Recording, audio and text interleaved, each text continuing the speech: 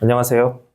예, 일단은 어려운 시기에 또 앞서 말씀드려보니까 70억짜리 컨소시엄으로 구성된 거 축하드립니다. 굉장히 어렵죠, 그죠?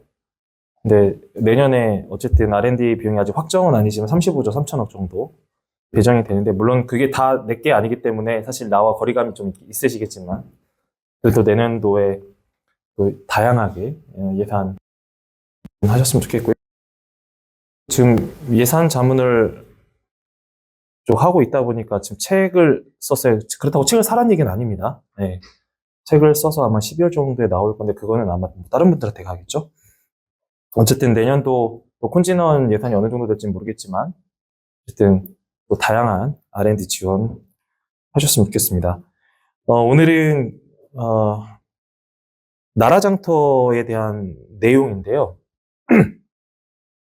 사실은 뭐 이미 이제 앞전 시간에 회계사님도 오셨기 때문에 뭐 예산 집행에 대한 부분 많이 질문하셨을 거고, 그리고 저 왔으니까 나라장터 사용법에 대해 질문하시면 되겠죠. 그런데 나라장터 질문도 하시고 R&D 예산 집행에 대한 부분도 질문하셔도 됩니다. 왜냐하면 뭐 혹시 이쪽 콘텐츠진흥원 유사 강의 저한테 들어보신 적 있으신가요? 없으시죠? 그럼 오늘 또 저 혼자 막 말해도 되겠네요. 저 행정사가 뭘 할까라는 생각을 하실 텐데, 저도 그 어, 중소기업, 중견기업의 사회이사로 재직하면서 현재도 사회이사로 있습니다. 그래서 현재 18개월짜리 40억 R&D 총괄 PM 하고 있고요. 그리고 2018년도부터 2020년도까지 275억짜리 총괄 PM 계속 했었습니다. 그래서 제가 보니까 연구단 과제는 아시겠지만 100억 이상 정도 되는 거잖아요. 그래서 총괄 PM은 총 4건, 그리고 참여 PM은 총 7건, 100억 넘는 거 말씀드리는 겁니다.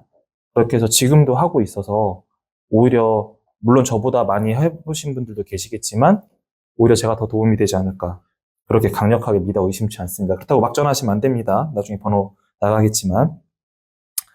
일단은 나라장터에 관련돼서는 이번에 이제 뭐 공식적으로 얘기해도 될 것 같아요. 이번에 에이펙 정상회담 때 그 각 나라 귀빈들이 오셨잖아요. 그죠? VIP들이 왔을 때 VIP들이 이제 몸이 컨디션이 안 좋으면 병원 가지 않습니까? 그때 에이펙 정상회담 VIP 병동이 동국대 경주병원이었습니다. 그래서 준비하는 동안 국비로 85억 정도 지원이 됐는데, 그것도 다 나라장터 통해서 발주해야 되잖아요. 공사 발주기 때문에. 그래서 저희가 전담으로 진행을 했습니다. 그리고 뭐 전에도 뭐 말씀드렸지만, 여러분들 그 스니커즈 아시죠? 초콜릿 M&M 아시나요? 그 초콜릿 회사가 어느 그룹일까요? 어느 그룹일까요? 제가 선물 있습니다. M&M 초콜릿 만드는 회사가 어디일까요? 빨리 검색하세요. 마즈그룹이죠?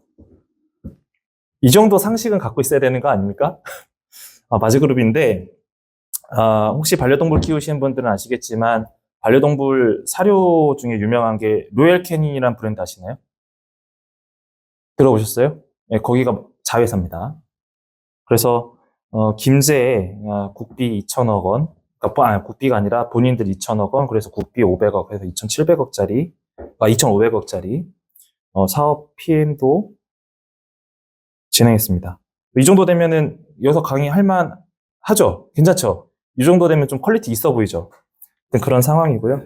조달 관련돼서는 뭐 그알이나 이런 데 좀 출연한 적이 있습니다. 가장 최근에. 일단 볼까요?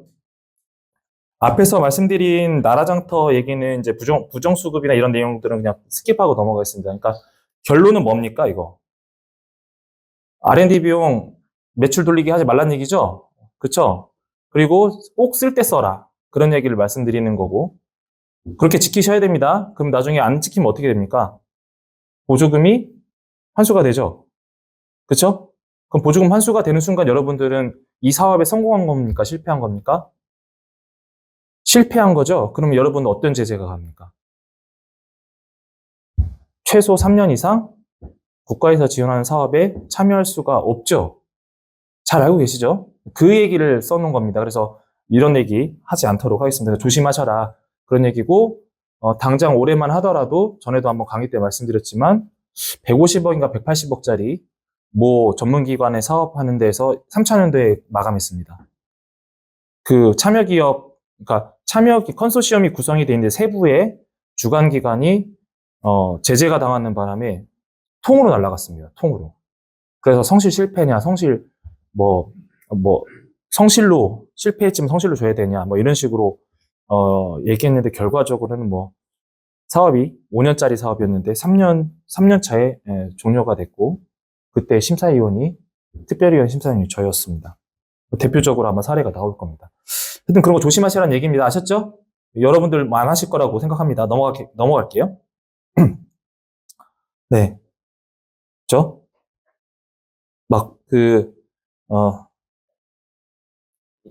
사무용품비 결제해놓고 딴 데 가서 회식하고 뭐 그런 거 안 하시겠죠? 뭐 안 하실 거라고 믿어 의심치 않습니다. 자, 이제 계약인데요. 사실은, 제가 전에도 한번 말씀드렸지만 여기에 오신 분들은 계약에 고민할 이유가 없어요. 왜 그러냐면, 어쨌든 여러분들도 아시겠지만, 그러니까 부가세 포함 2천만 원까지는, 수익계약이 가능하잖아요. 그죠? 알고 계시죠? 네, 알고 계실 거고. 그리고 기술 용역은 어느 정도 됩니까? 용역비용 어느 정도까지 수익계약 됩니까? 말씀 안 하시겠죠? 알면서도. 일단 기본적으로 2천만 원이 이제 초과하게 되면은 계약 공고를 하셔야 된다는 건 기본적으로 다 알고 계실 거고요. 설령 2천만 원이 넘어간다고 그렇다고 또 이제 2천만 원을 어떻게 합니까? 우리가 전문적으로 1억을 써야 되기 때문에 여러분 70억이기 때문에 외주 용역도 상당수 나가겠죠. 물론 인건비도 일부 들어가겠지만 그렇다고 2억짜리를 2천만 원 미만으로 다 쪼개면 돼요, 안 돼요? 그것도 안 되죠, 사실은. 그럼 2억짜리 안 내보내야 되나요? 내보내야 되죠. 맞죠? 좀 어떻게 좀 대답 좀 해주시면 좋을 것 같은데. 내보내야 되잖아요. 그쵸? 안 내보낼 수가 없을 거 아닙니까? 그런데 여러분들은 앞서 말씀드렸던 것처럼 고민할 이유가 없어요. 왜냐하면 기술 용역을 하기 때문에 사실 기술 용역은 20%가 가격, 80%가 뭡니까? 기술 평가를 통해서 일어나는 거잖아요. 그럼 결과적으로 예산 집행하는데 하등의 문제가 없다라는 거죠. 다만 나라장터를 사용을 해야 되기 때문에 나라장터 처음 사용해 보니까 어렵다고 생각하겠지만 사실 나라장터 사용하는 건 별로 어렵진 않아요. 예, 전에보다도 많이 굉장히 심플해졌기 때문에 나라장터 사용하는 거 하나도 어렵지 않습니다. 다만 이제 거기에 뭐 증빙하고 자꾸 인증해야 되고 이게 귀찮은 거지 사실은 어려울 거 하나도 없습니다. 그래서 여러분들이 기억하셔야 될 거는 2천만 원 넘어가면은 나라장터 사용한다. 2천만 원 넘어가지 않으면 수익계약 가능하다. 그 기준만 명확하게 갖고 계시면 되는 거고 2천만 원이 넘어간다고 하더라도 하등의 문제가 없는 게 어차피 기술 용역을 주실 수밖에 없는 구조이기 때문에 사실은 별도의 그러니까 절차상의 평가는 있겠지만 실제로 평가할 이유가 별로 없다. 왜냐하면 가격 경쟁력으로 해서 최저가 경쟁으로 가는 게 아니기 때문에 그런 부분만 조금 기억하시면 될 것 같습니다. 이러면 이제 끝나는 거예요. 이제 강의가 다 끝난 겁니다.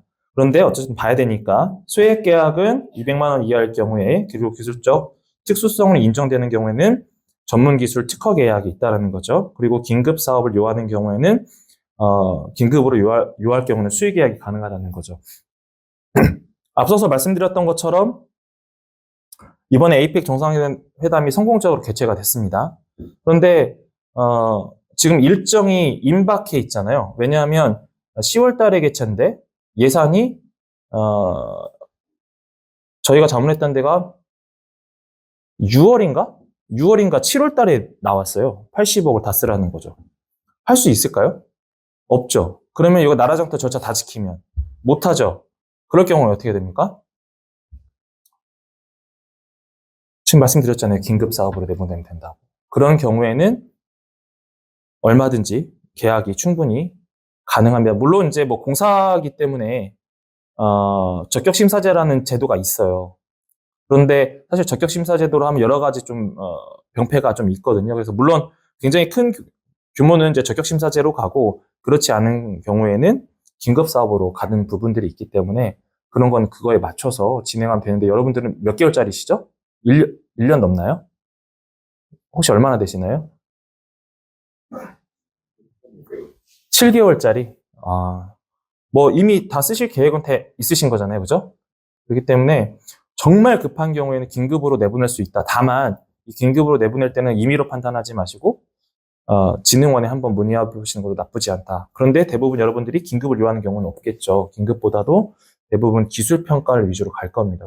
그렇기 때문에 실질적으로 나라장터는 이제 그러니까 행정적으로는 요식행인 거죠. 어쨌든 나라장터 쓰라고 하니까. 그죠? 그런 구조로 좀 판단하시면 될 것 같습니다. 계약의 종류 한번 볼까요?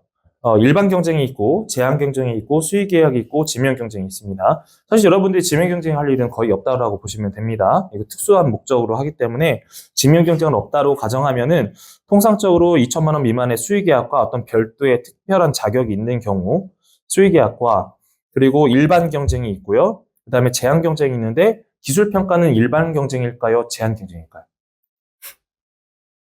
예, 그냥 틀려도 좋습니다. 답하시면 됩니다. 기술 평가는 일반 경쟁일까요? 제한 경쟁일까요? 예, 맞습니다. 제한 경쟁. 지원 씨? 선생님 이거 드려. 예, 제한 경쟁입니다.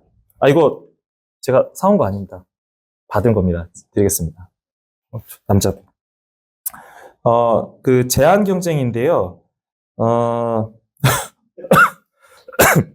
안 좋습니다. 제가 먹어봤거든요. 오면서 받은 거라서 드시면 됩니다. 대부분 제한 경쟁입니다. 제한 경쟁이 뭐죠? 앞서서 말씀드렸던 것처럼 기술성, 목적성을 갖고 있는 사업들 같은 경우는 제한 경쟁이라고 보통 표현합니다. 그렇기 때문에 여러분들이 하실 것들은 대부분 제한 경쟁이겠죠? 혹시 여기에 일반 경쟁 내보내야 될 회사들이 있을까요? 일반 경쟁?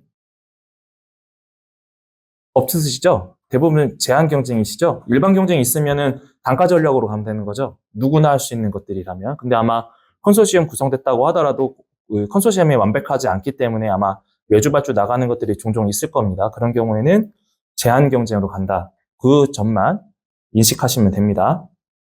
그래서 뭐 계약의 종류에 대해서 쭉 나와 있는데요. 여기서 보시면은 뭐 계약의 방법 검토돼 있는데 물품을 구매하시는 부분들도 있겠지만 여러분들은 여기에 보시면은 대부분 기술 영역에 초점이 아마 맞춰져 있을 가능성이 매우 높습니다. 그래서 기술 영역 클릭하시면 나머지는 그냥 그대로 작성해서 들어가는 것들이기 때문에 큰 문제는 없고요. 다만 그 예산을 이제 써야 되다 보니까 여러분들 그 자부담 매칭인가요? 70억이 자부담 매칭인가요? 아니면 용역으로 해서 계산서 끊으신 건가요? 왜냐하면 추경사업 같은 경우에는 R&D라고 하더라도 자부담 매칭해서 이제 전산 활용해서 이제 부가세 포함해서 나가는 그런 전형적인 R&D가 있고 제가 이번에 맡은 것들은 매출이 잡힙니다. 영업의 매출이 아니라 매출로 잡히는 사업들이 좀 있어요. 그래서 여러분들은 어떤 사업이신가요? 혹시 뭐 콘텐츠진흥원의 계산서 발행하시거나 그런 건 없으시죠? 전형적인 R&D인가요? 자부담 매칭해서 쓰는 거? 그러면은 여기서 예산 추정 가격 넣을 때 어떻게 하라고 들으셨습니까? 앞전에서 회계사님께서. 자, 2억짜리가 나가요. 공급가 2억이면은. 2억 2천 딱 쓰라고 하시나요? 아니면 금액 더 올리라고 하셨나요? 혹시 안 물어보셨나요? 그러니까 예를 들어서 2억 2천짜리가 발주가 나가요. 여기는 2억, 2천만 원 이상은 안 할 예정이신 건가요? 혹시 여기서 2천만 원 이상 발주 계획이 있으신 회사 있으신가요? 네. 아까 해주신 거 얼마 정도? 6억? 6억이 나간다고요? 네. 그러면은 6억이면은 부가세는 회사 비용을 하실 거 아닙니까? 그러면은 6억 6천이네요? 그럼 발주는 어떻게 하라고 물어보셨습니까? 추정 가격을? 네, 네, 진흥원 담당자님이 계시잖아요. 네, 맞죠? 6억이면 6억 6천짜리 내보는 거죠. 추정 가격으로. 뭐 더 이상 내고 그런 개념 없죠. 내고 개념 없죠. 네.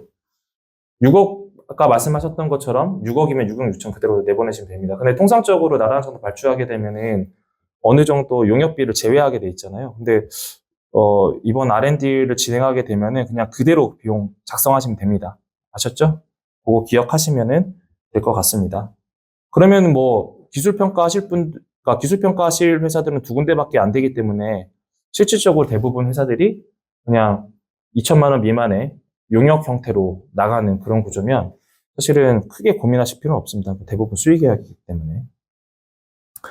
예, 어쨌든 조달청 주요 계약 방식을 보시게 되면 기술 창의성 요구 시에 협상 계약을 적용하게 되고 문화 콘텐츠 애니메이션 사업 부분 같은 경우는 대부분 협상에 의한 계약이 대상이기 때문에 평가 항목이나 배점 기준을 이제 공고문에 반드시 표시를 하셔야 되는데 저희가 이제 후배로 인해서 이제 제가 땜빵 강의를 하게 되면서 이제 여러분한테 한번 강의하고 나면 전화 엄청 오거든요. 그런데 그런 일이 있으면 안 됩니다. 그 협상에 의한 계약이기 때문에 어느 정도 다른 회사도 또 분명히 들어올 거라고 생각은 하고 있어야 되는 거잖아요. 그죠? 들어가 올 수 있어요. 한 회사만 들어올 게 아니기 때문에. 그러다 보면 간혹 업체에서 실수하시는 부분들이 이제 단가 쓰는 거하고 그다음에 단가를 또 안 쓰는 경우도 있어요. 실제 벌어진 일입니다. 그리고 오늘 제가 아까 들어왔을 때 혹시 통화하는 거 들어보신 분들 뭐 안 들어보셨겠죠? 어떤 분은 지금 5억 정도를 예산을 내보내셨는데 지금 그쪽에서 뭐 참여 의향서나 이런 것도 자료를 줬는데 자료를 안 준다는 거예요. 그거 어떻게 하냐고 물어보시더라고요. 계약을 안 했으면 못 받는 거죠. 그래서 여러분들 같은 경우에도 이제 이 협상이 아무리 협상이라는 계약이라고 하더라도 뭐 뒤에 한번 말씀드리겠지만 계약서도 명확하게 작성하지 않으면 답이 없다. 나중에 그냥 돈만 받고 나자빠지면은 여러분들이 수습해야 되는 거기 때문에 좀 이슈가 있다. 아마 전화 갈 겁니다. 저한테 전화해서 콘텐츠 진흥을 전화하라고 그랬거든요. 그런 부분들이 여러분들이 좀 기억을 하셔야 된다. 아무리 협상이라고 하더라도. 그런데 다만 실수하는 분들이 금액을 안 쓰거나 금액을 또 더 높게 쓰거나 그러면 아예 그냥 자동 탈락이거든요. 의미가 없기 때문에 그런 부분들 꼭 고려하셔서 안내를 잘 해주셔야 됩니다. 어차피 협상에 의한 계약들이나 제한 경쟁 같은 경우는 이미 제한 요청서나 과업 지시서 같은 거를 이미 업체에서 작성을 받아가지고 제출한 다음에 금액까지 명기해서 들어가는 구조이기 때문에 그 구조에 못 맞추면은 어마어마한 사가 될 수도 있다. 실제로 있었던 겁니다. 전차수에 그런 일이 있었어요. 그렇기 때문에 여러분들도 뭐 그럴 일이 없으시겠지만 좀 참고해 주시면 좋겠다. 그리고 계약 공고를 진행하는 프로세스를 보시면요. 어렵지 않습니다. 그냥 발주 계획 등록하시고요. 사전 규격 등록은 어느 정도 일정 부분 예산이 높다 싶으면 사전 규격 등록을 해야 되는데 뭐 간혹가다 못하는 경우도 있습니다. 그리고 계약 방법을 검토하거나 계약 공고 입력을 하고 그리고 공고 게시를 하고 기초금액을 입력한 다음에 개찰하고 낙찰 선정하는 계약이기 때문에 혹시 나라장터 한번 들어가서 사용해 보셨나요? 한 번이라도? 한 번이라도 해보셨던 분들. 사용해 보셨죠? 주로 어떤 일을 하셨어요? 대부분 수요 기업이기 때문에 입찰 참여 위주로 하셨던 거죠. 혹시 공급 기업으로서 직접 계약도 진행하고 하셨었나요? 공급 기업으로서 우리가 돈을 발주기관으로 등록해 보셨었나요? 대부분 수요기관으로 하신 거잖아요. 그죠? 입찰 참여하려고. 네. 그거하고는 약간 다른데, 저도 사실은 이제 예전에 구 모델은 이제 초기 때, 뭐 저도 행정사업을 시작하니까 11년, 2년 정도가 됐기 때문에 초기 때 실무를 볼 때는 많이 했었죠. 근데 작년인가요? 재작년에 이제 나라장터가, 그 시스템이 변경이 되면서, 제 기준으로는 더 쉬워진 것 같아요. 그래서 그렇게 고민할 이유가 없어요. 그래서 한번 사용해 보시면은 그렇게 어렵지는 않을 거라는 생각을 하거든요. 그래서 아마 대부분 기업들이 수요기관으로만 해봤지 발주기관으로는 안 해봤기 때문에 약간 헷갈려 하실 수도 있는데 좀 그 강의의 앞뒤가 좀 바뀔 수 있지만 어렵지 않습니다. 어차피 과업지시서나 제안요청서는 어디에 다 있다? 나라장터에 있습니다. 나라장터에 있기 때문에 다른 회사 거 유사한 사업을 검색해보면 타 회사들 것들 과업지시나 제안요청서들 나오잖아요. 그거 그대로 다운로드 받으셔서 내용만 바꾸시면 돼요. 내용만 바꾸시면 하등의 문제가 없어요. 다만 너무 오래된 거 하시면 안 되고 최근 1, 2년 안에 있던 그 과업지시나 제안요청서를 다운로드 받으셔서 그 내용만 가리하시면 돼요. 그래서 제가 콘텐츠 진흥원 이제 강의를 하게 되면서 저도 그냥 나라장터 한번 슬 들어가서 봤거든요. 여러 가지 뭐 시스템이나 어떤 외주 주는 것들이 있어서 봤더니 생각보다 많이 나와 있어요. 그래서 나라장터 안에서도 검색해도 다 샘플과 양식들이 있기 때문에 그대로 활용하시면 된다. 뭐 그 정도로 좀 말씀드리도록 하겠습니다. 그래서 어쨌든 낙찰자 선정과 계약까지도 시스템적으로는 거의 어렵지 않다라는 부분이 아마 대부분 한두 번 정도 써보시면은 금방 하실 겁니다. 전혀 어렵지 않습니다. 2025년도 입찰 및 계약 주요 변경 사항을 좀 말씀드리면요. 나라장터 시스템 주요 개편 사항으로 다양하고 편리한 인증 수단이 돼 있었죠. 기존에는 이제 그 공인증서와 그리고 보안 토큰이 있기 때문에 그거 위주로 진행했다면 지금은 굉장히 인증 수단이 많잖아요. 인증사를 많아졌다. 그런 부분이고요. 그리고 사용자 중심의 깔끔한 화면 구성인데 뭐 처음 써보면 좀 어렵긴 하실 거예요. 그러니까 이제 처음 접하면 어려워 보이는데 막상 들어가면 별로 안 어렵거든요. 한두 번만 해보시면 돼요. 한두 번만 해보시면 저 사람이 왜 저런 얘기를 했지? 아마 그렇게 이해하시기 쉬울 겁니다. 그리고 조달 비서 및 AA 챗봇 도입이 되고요. 그리고 혹시 나라나타 사용하시다가 궁금해서 전화하려고 하시잖아요. 그럼 전화 안 받을 거예요. 전화 하도 많이 가가지고 잘 전화 안 받아요. 그러니까 속 터져 하지 마시고 그냥 직접 한두 번씩 눌러보시는 것도 테스트로 할 수가 있다고 했잖아요. 해보시는 게 더 빠릅니다. 그렇게 하시고 나머지 보완해도 돼요. 얼마든지. 보완하시면 되기 때문에 보완 안 되는 거 아닙니다. 보완 가능하니까 보완하시면 됩니다. 그리고 차세대 나라장터로 일괄 업무 처리가 가능하고요. 앞서 말씀드렸던 것처럼 이제 변경 전에는 이제 대부분 법인이라고 가정을 하게 된다면 법인 인증서 기반의 이용자 체계였다면 이제는 개인 이용자 체계로 가능합니다. 이것도 뭐 전에도 강의할 때도 말씀드렸지만 저희 행정사 법인 같은 경우에도 국가에서 용역받을 때가 많아요. 주로 어떤 용역을 많이 받냐면 이제 연구 용역이라든가 그리고 중앙부처 같은 경우에는 이제 중앙부처 소관기관들이 있어요. 뭐 콘텐츠 짓는 것도 마찬가지고 전문기관들도 있고 소관기관들이 뭐 사단법인, 재단법인들도 다 있는데 여기에 이제 행정검사라는 부분이 있습니다. 그러니까 회계사님들은 이제 회계감사를 하는 거고 그다음에 공무원들이 주로 하는 게 행정검사예요. 행정감사가 아니라 행정검사라고 하는데 행정검사도 요즘에 외주를 많이 주고 있어서 행정검사를 하게 되면 저희도 용역발주가 되면 전에는 어떻게 했냐면 3명밖에 등록이 보통 안 되다 보니까 저 또는 뭐 저희 임원 중에 한 사람 아니면 저희 이제 입찰만 전담하는 행정직원이 있어서 그렇게 3명이서 있었어야 돼. 아니면은 뭐 그전에는 또 보안 토큰이 제자리에 있으면 제자리에서만 됐는데 지금은 이제 그런 게 많이 개선이 됐기 때문에 전보다는 훨씬 쉬워졌다. 그런 말씀을 좀 드립니다. 아마 여기서 그 수요기관으로서 입찰 참여해 보신 분들은 전보다 조금 편해졌네. 이런 느낌은 조금 있으실 겁니다. 일단은 상황별로 인증서가 있는데 일단 로그인을 누르시게 되면 통상적으로 이제 공인증서하고 이런 단계가 있고요. 그리고 이제 개인 간편 인증이 있습니다. 그리고 금융인증서가 있고요. 그리고 이제 지문보안 토큰이 이제 필요가 없어진 거죠. 사업자용 공동인증서라든가 금융인증서, 개인사업용 간편인증서로 해서 이런 이제 간편인증들이 쓸 수가 있다. 그 정도만 이해하시면 될 것 같습니다. 그리고 나라장터 입찰 공고 번호인데요. 뭐 별로 중요하지 않습니다. 이거하고 여러분들하고 업무와의 하등에 상관이 없습니다. 그냥 이런 게 있구나. 이 정도만 보십시오. 보셨죠? 예. 뭐 이게 번호 별로 중요하지 않습니다. 여기서 보시면은 입찰 전에 반드시 나라장터 상에 자격 등록 상태를 확인 꼭 하셔야 되고요. 그리고 이제 변경된 전자문서 형식과 제출 경로 꼭 숙지하시고, 그다음에 입찰 전에 GTB 시스템상에 업체 정보가 다 돼 있는지, 그리고 전자입찰 서류 샘플 미리 구비해 두셨다가 제출 테스트 같은 거 진행하시고, 그리고 항상 입찰 참여를 많이 하는 회사들은 제가 그런 말씀을 많이 드려요. 대부분 이제 법인이라고 가정을 하기 때문에 법인 인감증명서나 법인 등기부등본 같은 경우에는 항상 최신화 시켜라. 참여를 하든 안 하든 어차피 뭐 비용 얼마 안 하잖아요. 그러니까 혹시 그 각 회사마다 총무과에 또는 뭐 격리 직원들 분들이 계시다고 하면은 우리가 입찰 참여를 좀 많이 한다.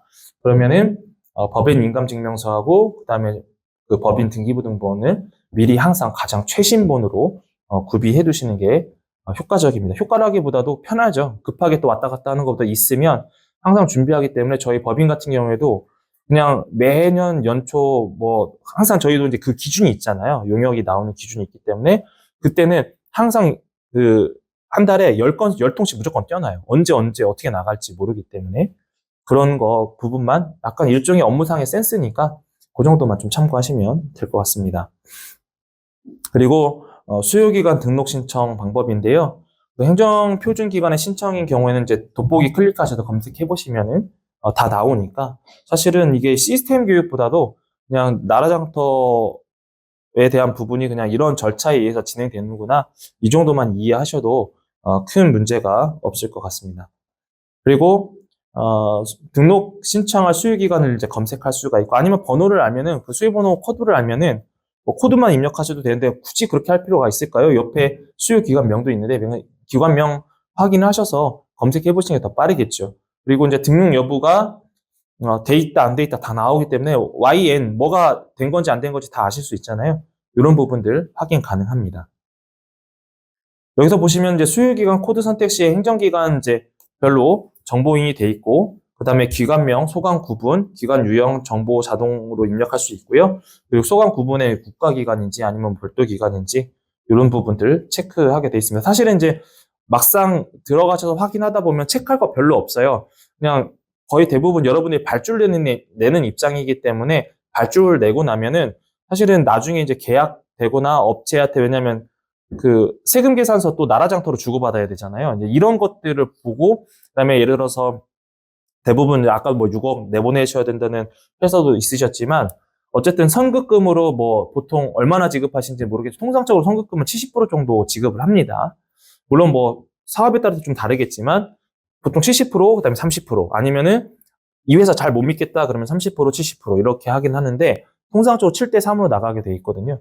그런 경우에 계산서 발행하고 초기 뭐 사업계획서나 입찰 서류들 같은 것들 받는 것도 전산상으로 오가는 부분들이 있기 때문에 사실 그것만 잘 확인해 주면 되고요. 그리고 서류가 들어오면은 그 여러분들 그 실무자들 연락처를 입력하게 돼 있어요. 그러면 카카오톡으로 다 떠요. 그럼 카카오톡만 보시면 이 사람들 서류 넣었다, 안 넣었다 다 나오거든요. 그러니까 굉장히 편해졌으니까 사실은 제가 이 강의를 하면서도 강의를 이거 해야 되나 말아야 되나 이런 생각 좀 많이 들긴 합니다. 굉장히 많이 편해졌습니다. 그리고 수요기간 등록 신청 방법인데요. 수요기간 회계 코드가 한 개 이상 필수적 선택사항으로 되어 있다라는 거, 그리고 담당자 정보도 로그인 할 수 있다라는 거, 그런 부분 보시면 될 것 같고, 이제 한 가지 내용은 뭐 여러분들도 알고 계시겠지만, 간혹 이제 그 개인 인증으로 하기도 하지만, 또는 아이디 패스워드로 로그인 하시잖아요. 그죠? 아이디 패스워드로 로그인 할 수가 있거든요. 근데 이중 로그인이 안 돼요. 그러다가 내가 한참 작업하고 있는데 우리 직원들이 딴 사람이 들어와 버리면 날아가요. 그런 부분들 좀 주의하셔야 돼요. 왜냐하면 저희가 이번에 이제 동국대 거 진행하면서 몇 번 그랬어요. 왜냐하면 거기 동국대 직원이 많으니까 서로 막 들어오는 거예요.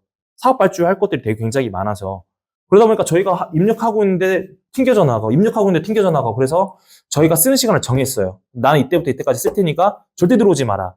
그렇게 해서 했던 거거든요. 그러니까 그런 부분은 여러분들 기억하시면 좀 도움되지 않을까 싶습니다. 네, 뭐, 이 회계 코드 마찬가지고요. 이건 뭐 큰 의미가 없을 것 같습니다.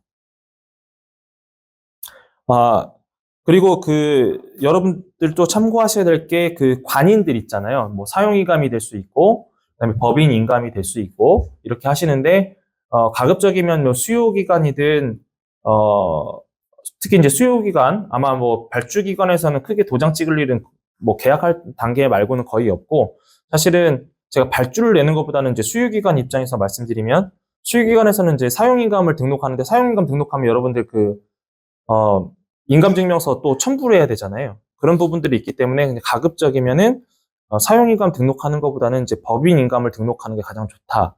그리고 간혹 관인을 하시는 분들도 있는데 관인은 맞지가 않아요. 왜냐하면 계약 단계가 있기 때문에 법인 인감을 이미지 파일로 등록해 주시는 게 낫습니다. 만약에 사용 인감을 하게 되면 나중에 전산상으로는 제출 안 해도 되는데 계약하는 단계에서 나중에 그러니까 발주기관에서 그 인감증명서 사본하고 해서 보내달라고 하거든요. 그럼 귀찮잖아요. 그러니까 법인 인감을 등록하시는 게 가장 현실적이다라는 부분을 좀 말씀드리는 거고요. 예, 이거 뭐 별로 중요하지 않습니다. 어차피 내용 다 나와 있는 거고요. 여기서 보시면은 그 국가계약법의 시행령 개정 배경이 뭐였냐면 기존의 수요계약 제도의 문제점에 대해서 개선 방안의 필요성이 굉장히 증대가 됐다라는 부분입니다. 그래서 비교 견적이 없는 계약이 이제 가능했고요. 그러다 보니까 과격이 왜곡이 되겠죠. 그리고 이제 특정 업체 밀어주기가 발생하고 그다음에 물가 상승에 대한 정산 기준이 부재를 했고, 그다음에 하자 보수에 대한 실질적인 강제력이 부족했습니다. 그래서 사실은 이제는 전에는 이제 여러분들이 민간에 계실 때는 이제 수요 기간이기 때문에 하자 보수 이행에 대한 부분을 계약을 보통 하잖아요. 6% 언더로. 근데 지금은 여러분들이 상대적으로 발주 기간이기 때문에 사실은 이 비용을 주고 결국 용역 결과물을 받아야 되는데, 물론 뭐 다 받을 거라고 믿어 의심치 않습니다. 다만 간혹 앞서 말씀드렸던 것처럼 뭔가 지금 5억 정도 비용을 집행했는데 일이 안 되고 있어요. 그러면 그때는 뭔가 특단의 조치가 필요하지 않습니까? 그렇기 때문에 계약서상의 기재가 명확하게 필요합니다. 왜냐하면 그 발주 기간에서 내더라도 계약에 대해서 특약사항, 그러니까 여러분들 기본적인 상식 아시겠지만 계약서의 내용은 기본적으로 근간을 하고, 그리고 우리가 특약사항도 기재를 하잖아요. 그럼 특약사항은 구속성이 있습니까? 없습니까? 대답하라면 안 하시죠.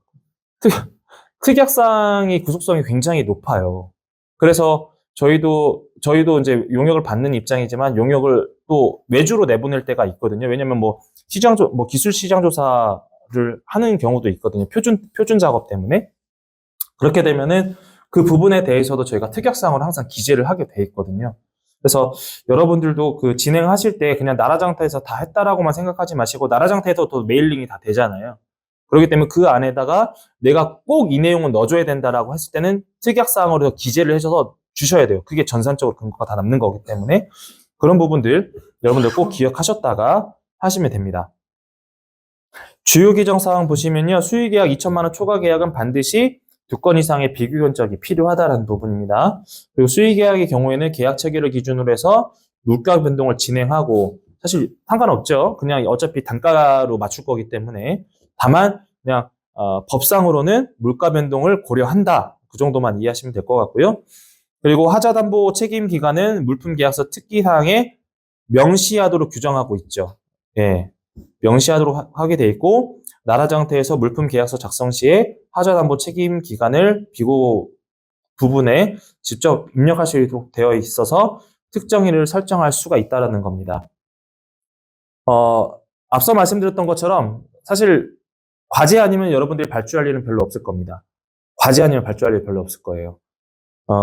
그러면 어쨌든 이번에 발주 한번 해보실 때 제가 말씀드렸던 특이사항들, 그러니까 특약사항들이죠. 특약사항들은 분명히 하셔야 나중에 구속성이 있다. 그렇게 이해하시면 될 것 같습니다. 여기서 계속해서 보겠습니다. 뭐 비슷한 내용이니까 적을 필요도 없고요. 그냥 어차피 자료 다 전달된 거니까 그냥 보시고 궁금한 거 있으면 질문하시면 됩니다. 계약 체결에 2건 이상의 견적 확보가 필요하고 비교 내역서가 작성하시면 됩니다. 이미 뭐 작성들 많이들 해보셨기 때문에 잘 하실 거라고 믿어 의심치 않고요.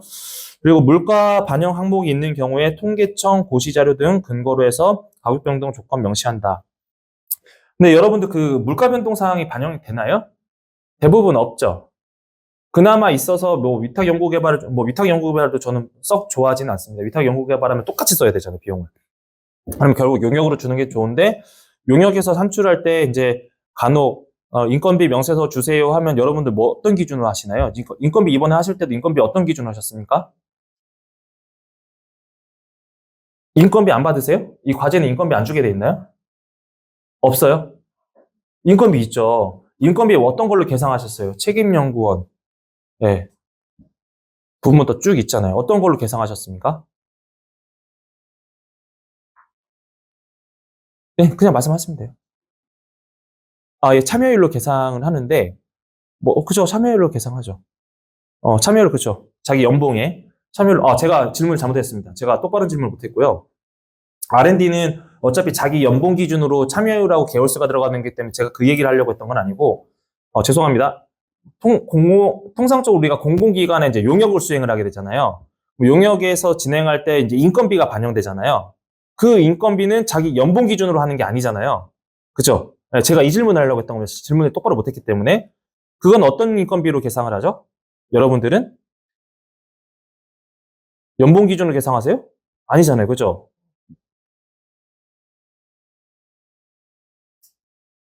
안 해보셨나요? 네. 제가 또 쓸데없는 질문 했네요. 여러분들 그 국가기관에서 발행하는 이제 연구원별로 인건비 반영 테이블들이 있잖아요. 그걸로 계산하잖아요. 그래서 몇 년 이상 근무하게 되면은 사실은, 뭐, 제 연봉이, 예를 들은 겁니다. 사실은 6천만 원인데, 국가 예산에서는 네 정도 급 되면 뭐 8천만 원 써 있잖아요. 그러면은 탄식이 나오죠. 난 실제로 이 비용 받는 게 아닌데. 그죠? 그걸 여쭤봤다는 거예요. 그래서 그거는 기준이 있다. 그럼 다만 이제 R&D에서는 제가 질문을 똑바로 못했기 때문에 R&D에서는 본인의 연봉에서 개월수하고 참여율로 가져가겠죠. 그죠? 좀 다른 부분이 있다. 그런 부분입니다. 좀 참고하시면 될 것 같고요. 계약 체결 시에 뭐 하자 보수, 위약금 관련된 조항 반드시 명시하십시오. 아셨죠? 하자 보수하고 위약금 관련된 조항은 반드시 하셔야 됩니다. 안 되면 나중에 여러분들이 다 물어내셔야 돼요. 안 되면. 거기 이제 추가적으로 좀 말씀드리면 여러분들이 그 업종이 뭡니까?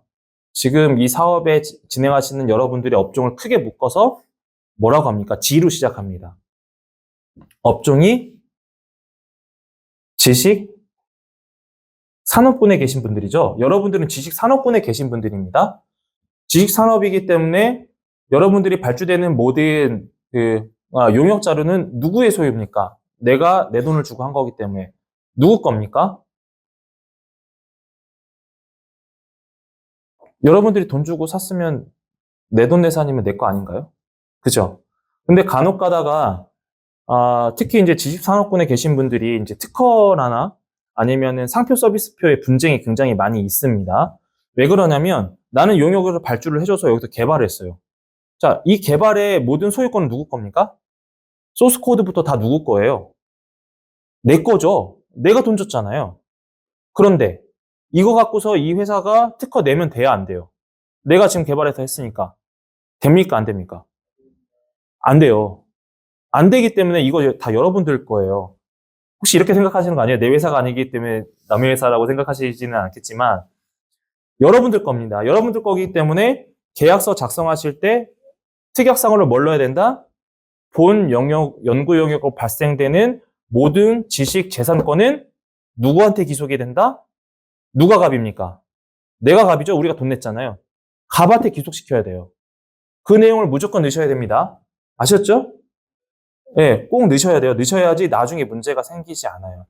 이런 문제가 비일비재하게 발생됩니다. 특히 최근에 들어와서. 어떤 것 때문에? 인공지능 솔루션 때문에. 네. 왜냐면 이거 갖고 여러 군데 활용할 수가 있잖아요. 그러다 보니까 분쟁이 굉장히 많습니다. 그래서 계약서 작성하실 때 꼭 특약사항으로 본 과업으로 발생되는 모든 지식재산권은 갑의 소유로 귀속한다라는 명기를 꼭 해주셔야 된다. 예, 뭐 진흥원에서도 그 말씀 하고 계시죠? 공지하고 계시죠? 공지를 해주세요. 용역 발주로 내는 것들은 지식재산권이 갑에게 귀속될 수 있도록 꼭 계약서를 써줬으면 좋겠다라고 나중에 이렇게 협약 체결하실 때 말씀해 주시면 좀 도움이 될 거예요. 요즘에 계속 지식재산권 분쟁이 많아서 저희는 이제 소송권이 없어요. 소송할 수 있는 건이 없는데 사실조사에 대한 건은 있거든요. 그러다 보니까 그 사실조사에 대한 업무를 하다 보니까 요즘에 인공지능 관련된 플랫폼 사업에 굉장히 많습니다. 왜냐하면 저도 이제 학위를 받을 때 저는 제가 행정사지만 IT 안 한 것 같지만 제가 인공지능으로 학위를 받았습니다. 박사 학위를. 그렇기 때문에 아무래도 관심이 많아요. 그런 부분들이 있어서 여러분들도 아마 요즘에 뭐 컨텐츠 쪽도 예전에는 직접 어떤 작가 뭐라고 해야 되나요? 뭐 PD 분들이 뭐 직접 했다면 요즘에는 다 기계적으로 하고 계시잖아요. 그죠? 이미 그 솔루션도 개발이 돼 있기 때문에. 그래서 그런 부분들을 기속시킨다. 그 내용을 꼭 넣어주셔야 됩니다. 실무 단계별 유의사항 이거 이미 했기 때문에 사실 여러분들 지명 경쟁 할 이유가 별로 없다.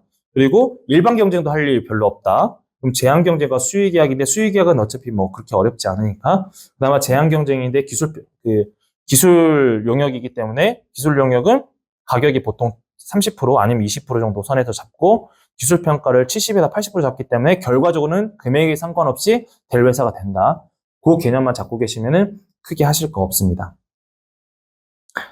예, 수의계약 조건은요, 여기 보시면은 요거 뭐 좀 참고하시면 되는데, 물품 용역의 2천만 원 이하, 그 다음에 이제 소기업 소상공인과의 계약을 체결하는 경우는 이제 2천만 원 초과 1억 이하, 그리고 특수기술 자격을 요하는 가격 같은 경우도 2천 초과 1억 이하, 그리고 여성, 장애인, 사회적 협동조합, 자활, 그리고 마을기업 등 이런 특수목적형 기업들이 있어요. 이런 데도 1억 이하, 그리고 임대차 계약 같은 경우에는 5천만 원 이하, 그리고 청년창업기업과 체결하는 경우는 5천만 원 이하로 수의계약 조건에 해당되기 때문에 꼭 2천만 원이 아니어도 돼요. 이 조건 안에 들어오면 가능합니다. 그런 거 좀 참고하시면 될 것 같고요.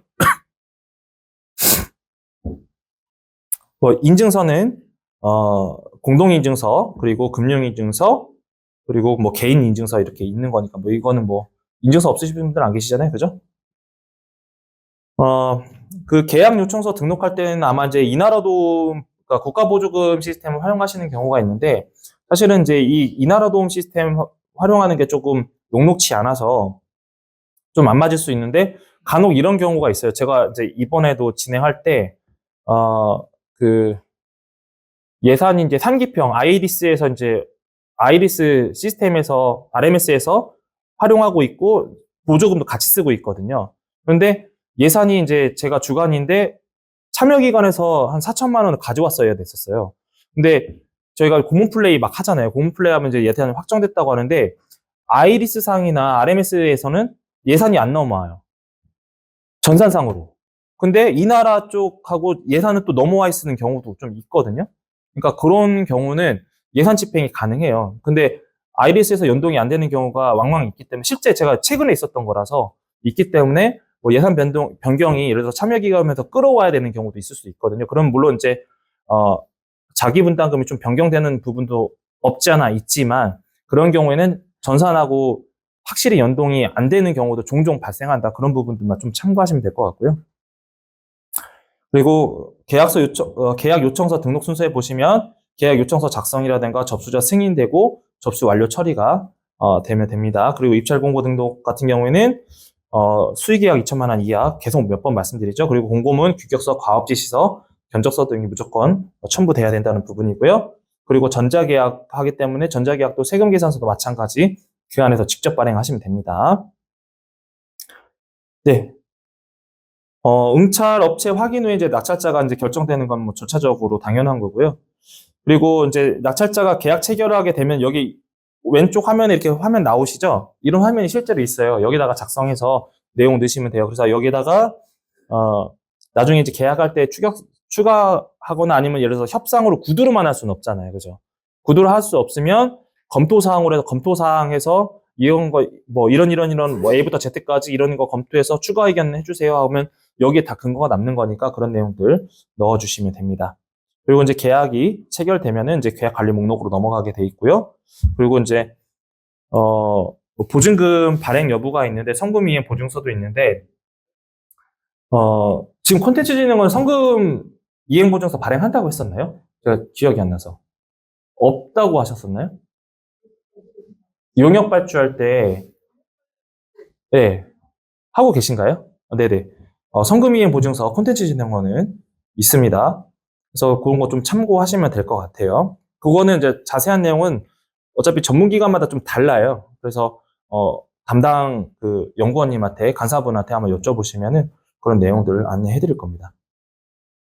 그리고 이제 최종적으로 납품하게 되면 서로 다 증빙해서 제출하고 특히 이제 데이터 받는 분들은 데이터를 다 여기다 넣을 수가 없잖아요. 용량이 한계가 있기 때문에 그러면은 데이터 폼 같은 것들 보고서 형태로 정리해서 사진 커트 넣고 쭉 넣어주면은 됩니다. 그리고 왜냐면 여러분 뭐 간혹 소스코드 넣는 경우가 있는지 모르겠는데 소스코드 같은 경우는 못 넣잖아요. 그런 경우도 마찬가지 물리 논리 같은 거 캡처해가지고 내용 넣고 그럼 대략적으로 정리해서 보고서를 넣은 다음에 나중에는 뭐 USB를 받는 형태로 그런 식으로 아니면 뭐 클라우드에서 옮겨 타든지 그런 근거만 갖고 계시면 됩니다.